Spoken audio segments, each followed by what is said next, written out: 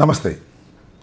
Pan India cinema సాక్షాత్తు Andhra Pradesh deputy chief minister Pawan Kalyan garu నటించిన హరిహర వీరమల్లు నిన్న రిలీజ్ అయింది. చాలా ఉత్కంఠతతో రాష్ట్ర ప్రజానీకమే కాదు, దేశ ప్రజానీకం కూడా ఎదురు చూశారు. ఈ సినిమా సక్సెస్ అవుతుందా, ఫ్లాప్ అవుతుందా అనేది అందరూ ఎదురు చూసినటువంటి అంశం. దీనికి ప్రధానమైన కారణం ఏంటంటే, చాలా రోజుల తర్వాత పవన్ కళ్యాణ్ గారి సినిమా రావటం. అంటే బ్రో సినిమా తర్వాత సుమారుగా 2 సంవత్సరాలు అయింది. ఆ సినిమా తర్వాత ఇవాళ హరిహర వీరమల్లు రిలీజ్ అవుతుంది. చాలా పెద్ద గ్యాప్తో రిలీజ్ అవుతున్నటువంటి చిత్రం కాబట్టి ఇది ఎలా ఉంటుంది, ఇది విజయవంతం అవుతుందా కాదా అనేది ఉత్కంఠతో ఎదురు చూసినటువంటి అంశం. ఇంకొక అంశం ఏంటంటే, ఈ సినిమా విజయవంతం కావాలని అందరూ కోరుకున్నారు. నేను కూడా ట్వీట్ చేశాను, పవన్ కళ్యాణ్ గారి Harihara Veeramallu super duper hit అయి కనక వర్షం కురిపించాలని కోరుకున్నాను అని ట్వీట్ చేశాను. దీని మీద చాలామంది విమర్శలు చేశారు, కొంతమంది పొగిడారు, ఒక చర్చ జరిగింది. దీనికి ప్రధానమైన కారణం ఏంటంటే, పవన్ కళ్యాణ్ గారు మా రాజకీయ ప్రత్యర్థి, ఒక విధంగా రాజకీయంగా శత్రుత్వం కలిగినటువంటి వ్యక్తి. ఆయన సినిమా విజయవంతం కావాలని అంబటి రాంబాబు గారు కోరుకోవటం ఏమిటి అనేది చాలామంది ప్రశ్న. నేను ఒక విషయాన్ని చాలా స్పష్టంగా ఈ సందర్భంగా చెప్పదలుచుకున్నాను. చిరంజీవి గారి ఫ్యామిలీ అంటే మాకు కాస్త గౌరవం. కారణం ఏంటంటే, చిన్న స్థాయి నుంచి కష్టపడి పైకొచ్చి తెలుగు చలనచిత్ర సీమలో ఒక అగ్రశ్రేణి నటులుగా వారు గుర్తింపు పొందారు. ముఖ్యంగా చిరంజీవి గారు వారు మరింత పైకి వెళ్ళాలని, మరింత విజయాలు సాధించాలని మేము కోరుకోవటం అనేది మాకున్నటువంటి లక్షణం. ఆ క్రమంలోనే పవన్ కళ్యాణ్ గారి సినిమా కూడా అద్భుతంగా ఆడాలని ఇప్పుడే కాదు ఎప్పుడూ కోరుకుంటూ వచ్చాం. ఈసారి ప్రత్యేకంగా ట్వీట్ చేయడానికి గల కారణం ఏమిటంటే, ఆ సినిమా 2020లో ప్రారంభమైంది. చాలా గ్యాప్ తర్వాత రిలీజ్ అవుతుంది. ఏఎం రత్నం గారు దానిలో పెట్టుబడి పెట్టి చాలా ఇబ్బందులకు గురయ్యారు. పవన్ కళ్యాణ్ గారు ఖాళీ లేక కాల్ షీట్లు ఇవ్వక చిత్రం సకాలంలో పూర్తి కాలేదు. 20 నుంచి 25 వరకు 5 సంవత్సరాల పాటు ఆ సినిమా రిలీజ్ కాకోకుండా ఉండిపోయింది. అందువల్ల అవుట్డేట్ అయిపోతుందనేటువంటి భయం కూడా చాలామందిలో ఉంది. ఏఎం రత్నం గారు ముందుగా ఈ చిత్రాన్ని క్రిష్కి డైరెక్టర్గా ఇచ్చారు. ఆయన కూడా 5 సంవత్సరాలు అయ్యేసరికి ఉండలేక వెళ్ళిపోయాడు. చివరికి జ్యోతికృష్ణ అని వాళ్ళ అబ్బాయి, ఆయన కూడా డైరెక్టరే, ఆయన చేత డైరెక్ట్ చేయించుకుని ఎట్టకేలకు చివరకు సినిమా రిలీజ్ చేసుకున్నారు. ఈ సందర్భంగా నేను గతంలో ఒక వీడియో కూడా చేశాను. పవన్ కళ్యాణ్ గారు రాజకీయ బిజీలో పడి ఉన్న చిత్రాలను పూర్తి చేయటం లేదు, అందువల్ల నిర్మాతలు తీవ్రంగా నష్టపోతున్నారు, కాబట్టి తక్షణమే మీరు పూర్తి చేయటం మంచిది అని ఒక సలహా కూడా నేను ఇవ్వటం జరిగింది. ఆ వీడియో కావాలంటే మరొకసారి చూసుకోండి. ఇదే కాదు, ఓజీ ఉంది, దానితో పాటు వస్తాద్ భగత్ సింగ్, ఈ 2 కూడా ఉన్నాయి. ఇవి అవుట్డేట్ అయిపోతున్నటువంటి సందర్భం.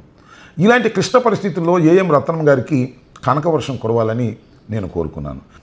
కనకవర్షం కురవాలని కోరుకున్నానంటే అధికార దుర్వినియోగాన్ని చేసి అడ్డగోలుగా జీవోలు ఇప్పించుకుని తద్వారా ప్రజల దగ్గర నుంచి డబ్బు కాజేయాలనేది నా ఉద్దేశం కాదు.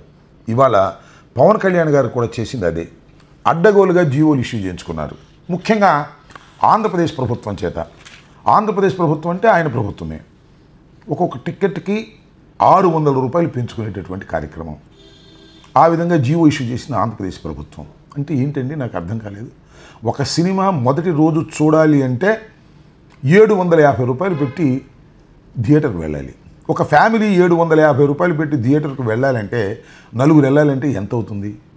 ఈ విధంగా దోపిడీ చేసే కార్యక్రమాన్ని పవన్ కళ్యాణ్ గారే సాక్షాత్తు చేయటం ధర్మమేనా? సినిమా బాగుంటే ఏ రేటు ఉన్నా ఆడుతుంది అనేది అందరికీ తెలిసినటువంటి సత్యం. ఇది నేను చెప్పినటువంటి అంశం కాదు. నారాయణమూర్తి గారు ఒక చిన్న నిర్మాత, దర్శకుడు, ఆయన చెప్పాడు, సినిమా బాగుంటే ఆడుతుంది, బాగోపోతే రేటు పెట్టినా ఆడదు, రేటు పెట్టకపోయినా ఆడదు అనేది ఒక నగ్న సత్యం సినిమా ఫీల్డ్లో. నా విజ్ఞప్తి, నాకు ట్యాక్స్ ఫ్రీ వద్దు, ఏమొద్దండి, నా గవర్నమెంట్ సైడ్ నుంచి ఏ సహకారం వద్దండి ప్లీజ్. నేను కోరుకునేది ఏంటంటే, దయచేసి మీరు ప్రమోట్ చేయండి సినిమాని. నా సినిమా గురించి చెప్పండి, సినిమా జనంలోకి వెళ్ళి చేయండి, జనాన్ని చూడమని చెప్పండి. ఏమాత్రం సినిమా బాగుంటే జనాన్ని కనెక్ట్ అయితే సినిమా సక్సెస్ అవుద్ది. ఆ హెల్ప్ చేయండి, దట్స్ వాట్ ఐ వాంట్. కానీ మొదటి రోజునే ప్రజల దగ్గర నుంచి డబ్బులు సక్సెస్ చేయాలి అనేటువంటి భావనతో ఇలాంటి జీవోలు ఇష్యూ చేసి అధికారాన్ని దుర్వినియోగం చేశారు పవన్ కళ్యాణ్ గారు అని అంట. ఇది తప్ప కాదు. ఒకసారి ఆలోచించండి. ముఖ్యంగా పవన్ కళ్యాణ్ గారు కూడా ఆలోచించండి. ఇంతటితో ఆగల పవన్ కళ్యాణ్ గారు రేవంత్ రెడ్డి గారి మీద కూడా ఇన్ఫ్లుయెన్స్ చేశారు. రేవంత్ రెడ్డి గారు ఒకానొక సందర్భంలో ముఖ్యంగా పుష్ప సినిమాకు జరిగినటువంటి ఒక సంఘటన సందర్భంగా శాసనసభలో వివాదం అయితే ఏ విధంగా మాట్లాడారో మీ అందరికీ తెలుసు. ఇంకా బెనిఫిషియల్ ఉండవు, టిక్కెట్లు పెంచే ప్రశ్నే ఉండదు అని సాక్షాత్తు శాసనసభలో ప్రతిజ్ఞ చేసినటువంటి ఆ రాష్ట్ర ప్రభుత్వాన్ని, రేవంత్ రెడ్డి గారిని కూడా చంద్రబాబు గారి ద్వారా ఇన్ఫ్లుయెన్స్ చేసి రేట్లు పెంచేశారు. భయంకరమైన రేట్లు పెంచేటటువంటి కార్యక్రమం చేసినటువంటి విషయం మీకు తెలుసు. आज स्पेशल प्रिविलेज मांगे तो ये सरकार में नहीं मिलने वाले, मैं जब तक मैं कुर्सी में रहता हूं तब तक नहीं देता हूं. ఇలా రెండు రాష్ట్రాల్లోనూ ఏదో ఒక విధంగా ఈ సినిమా ఆడినా ఆడకపోయినా మొదటి 2 రోజుల్లోనే డబ్బంతా సక్ చేయాలనేటువంటి ఉద్దేశంతో అధికారాన్ని దుర్వినియోగం చేసి జీవోలు ఇప్పించుకున్నటువంటి పవన్ కళ్యాణ్ గారిని ఏమనాలి? ఆయన ప్రజాసేవ కోసం వచ్చాడనుకోవాలా, లేక ఈ విధంగా అధికారాన్ని దుర్వినియోగం చేయడానికి ప్రయత్నం చేస్తున్నాడని అనుకోవాలా? ఒక్కసారి ప్రజలు ఆలోచించాలని మనం చేస్తున్నాం. సరే, ఆ విషయాన్ని పక్కన పెడదాం.